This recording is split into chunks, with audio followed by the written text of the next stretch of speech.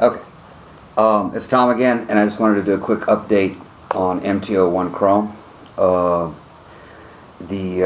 I've had him for probably about, maybe, how many months? Maybe about 2 months now, maybe? Something like that, yeah. About 2 months, and I'm really enjoying the figure. Learned a little bit more about him. Got more comfortable with him, you know. And what I did is I did do a slight modification. Alright? If you look, I really minimized that space in there with a very easy modification. If you remove these two screws, there's a little white plastic disc in there. If you turn that around backwards, the arms will go in a little further than they did before. Alright, I really liked that mod. And it doesn't affect the articulation at all, really. Okay? Now, one thing I did notice with this, because they increased the paint thickness, it made the fists really tight. And I should have known better, but I didn't do anything about it. And it did rub off a little bit of the paint here, exposing some of the chrome that was underneath.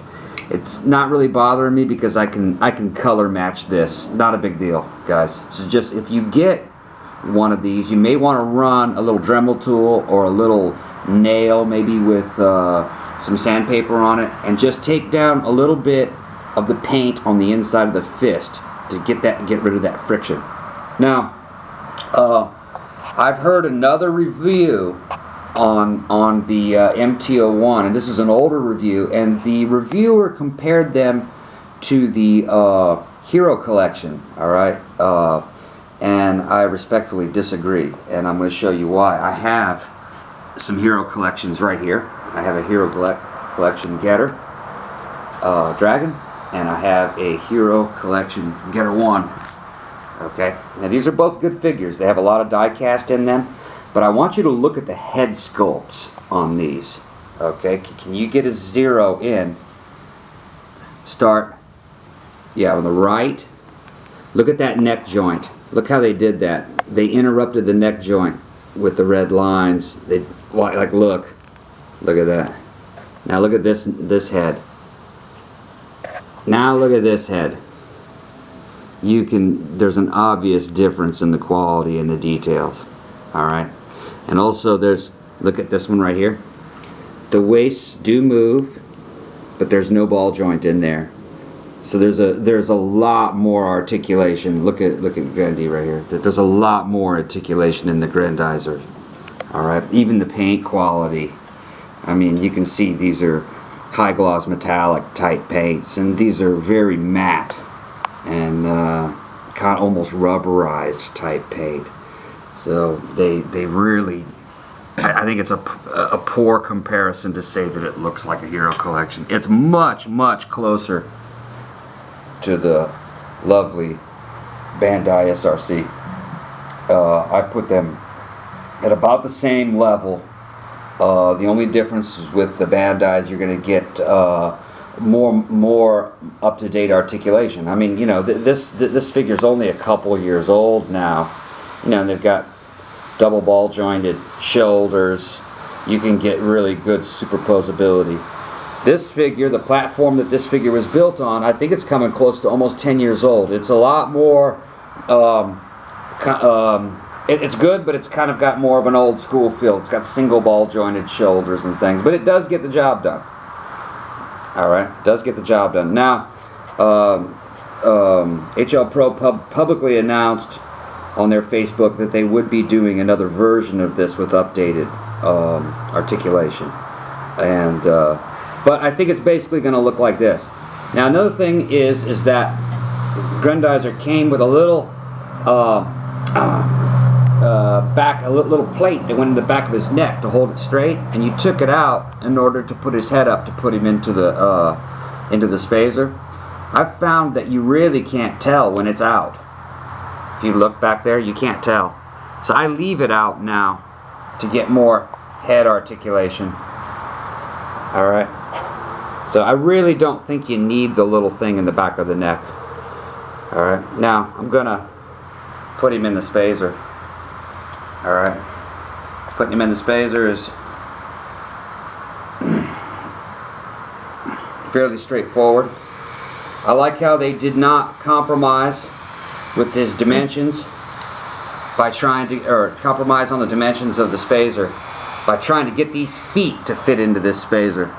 It's impossible, and to still get it anime correct. You just pull the front out, which is very easy to do. Extend the blades, and you pop him straight in. And then you put his head back. Got a little bit of dust on him because these are my display pieces also. But you can now that's just awesome. Just awesome. Awesome. I think it's the best rendition. The back. Excuse the dust. I just throwing this thing together quickly. And you can, if you take the time, you can really position these arms and get them just right. You can also put Space Thunder attack on his horns. It's just I'm not going to do that. Now, let's go to the boxes. The MT01 Chrome comes in a blister pack. I really didn't like that because you have to cut a blister pack. I really would have preferred a box. Here's a Hero Collection box for these. You can see it's a good quality box on this. And then here's, for size comparison, it's an SRC box. Alright. So the packaging isn't quite as nice, but the artwork on it is very nice. Very, very nice artwork. I just wish it was a box. But for the price of the figure, you can get him for around $45, $50. I don't think you can go wrong with MT01 Chrome. I'm going to pull him back out of the spacer, put him back on. The articulation is very good. Moves smoothly. Now some people have said, hey man, those hands are too big. They're not.